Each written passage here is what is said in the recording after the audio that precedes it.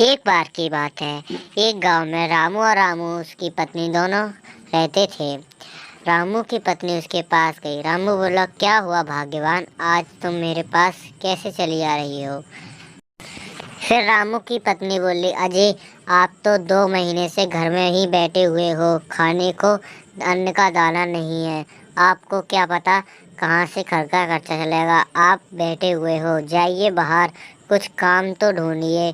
ये सुनते हुए रामू ने भी कहा, हाँ भाग्यवान, मैं भी यही सोच रहा था।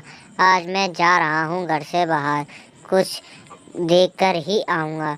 चलो मैं चलता हूँ। इतने कहते ही रामू चलने लगा। फिर चलते चलते चलते वह घर से बाहर निकला और रास्ते में उसे एक व्यक्ति मिला। उस व्यक्ति ने पूछा, क्या हुआ भाई साहब, आप बहुत उदास दिख रहे हो। आप मुझे अपनी परेशानी बताओ, शायद मैं आपकी परेशानी का हल बता सकूं। यह कहते हुए उस व्यक्ति ने रामू से बोला। इतना सोचते हुए फिर रामू ने जवाब दिया, भाई साहब, मुझे थोड़े पैसों की ज़रूरत थी, जिससे मैं अपने घर का खर्चा चला सकूं और अपनी खेती में अन्न बो सकूं। क्या आप मेरी इसमें कोई सहायता कर सके हैं तो बताएं, आपकी बहुत उदारता होगी। इतना कहते हुए वह व्यक्ति बोला, मैं तो आपकी सहायता नहीं कर सकता, परंतु इस गांव में एक धनवान सेठ है, वह आपकी सहायता ज़रूर कर सकता है। आप उसके पास जा सकते हैं, उसका नाम वीर बहादुर है। फिर इतना सुनते रामू वीर बहादुर सेठ के पास चलने लगा। फिर चलते चलते वह उसके घर पहुंचा। घर पहुंचने के बाद सेठ ने उससे कहा, क्या हुआ भाई साहब, आपको तो मैं नहीं जानता, आप कौन हो और मेरे से आपको क्या काम है?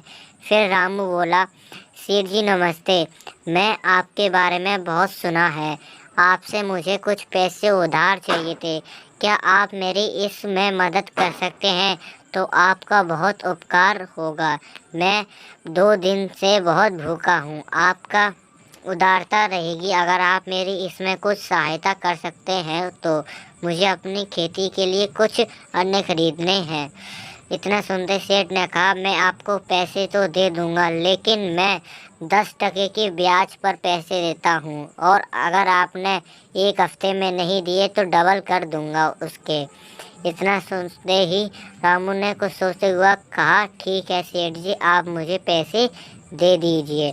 फिर थोड़ी देर बाद सेठ अपने पर्स ले आया और उसमें से पैसे रामू को दे दिए। पैसे लेने के बाद रामू भी वहाँ से चल दिया। फिर चलने के बाद अपने घर वापस आ गया और अपनी बीवी के पास पहुँच गया।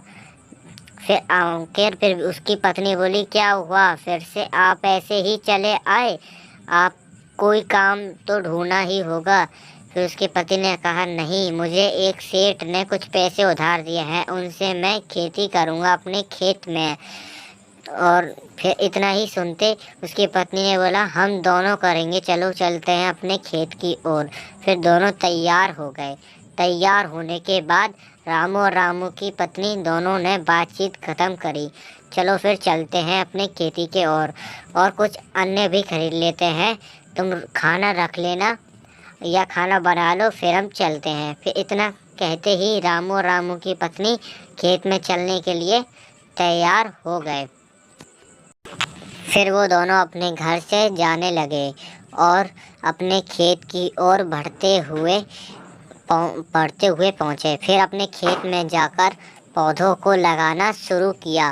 रामू आगे बढ़ा, फिर उसके पीछे पीछे उसकी पत्नी भी उसकी मदद करने के लिए आगे बढ़ती हुई है। बढ़ती दोनों ने धीरे धीरे करके खेत में पूरे पौधे लगाना शुरू किए। फिर थोड़ी ही देर में पूरे पौधे लग गए और फिर उन दोनों ने घर पे जाने का निर्णय लिया। फिर वह घर जाने लगे। फिर वहाँ घर जाने लगे। दोनों एक साथ घर जाते हैं। फिर घर जाने के बाद दोनों अपने कमरे में सो जाते हैं और सुबह खेत में जाने के लिए तैयार होंगे सोचकर। फिर सुबह होने के बाद रामू जगता है। रामू सोचता है कि यह तो सो रही है, चलो मैं ही अपने खेत में एक बार नज़र मार आता हूँ, फिर इसे भी जगा लूँगा। यह सोचने के बाद रामू अपने बिस्तर पे से उठकर चलने लगता है अपने खेत की ओर। फिर चलते चलते वह अपने खेत में पहुंच जाता है। वहां जाकर देखता है कि एक ही दिन में पूरे खेत में सारे पौधे पूरे पक चुके थे। यह देखकर वह भगवान से दुआ करता है, हे ऊपर वाले, तूने कितना अच्छा किया। फिर वह भगवान को धन्यवाद करते हुए फिर अपने पत्नी के पास चलता है। फिर अपने पत्नी के पास अपने घर पहुंचकर अपनी पत्नी को जगाने का प्रयास करता है। सुनो सुनो सुनो, देखो ये क्या हुआ, जल्दी से जागो, जागो भाग्यवान जागो, देखो ये क्या हुआ। फिर पत्नी जगती है और बोलती है, क्या हुआ, ऐसे चिल्ला रहे हो जैसे धरती आसमान फट गए हो, क्या हुआ, अब बोलोगे। हमारे खेत में एक ही दिन में पूरे पौधे इतने बड़े हो चुके हैं कि उनके फल और सब्जियां खाने लायक हो चुकी हैं, चलो मैं भी दिखाता हूँ। फिर इतना कहते हुए दोनों अपने खेत की ओर जाने के लिए तैयार हो गए।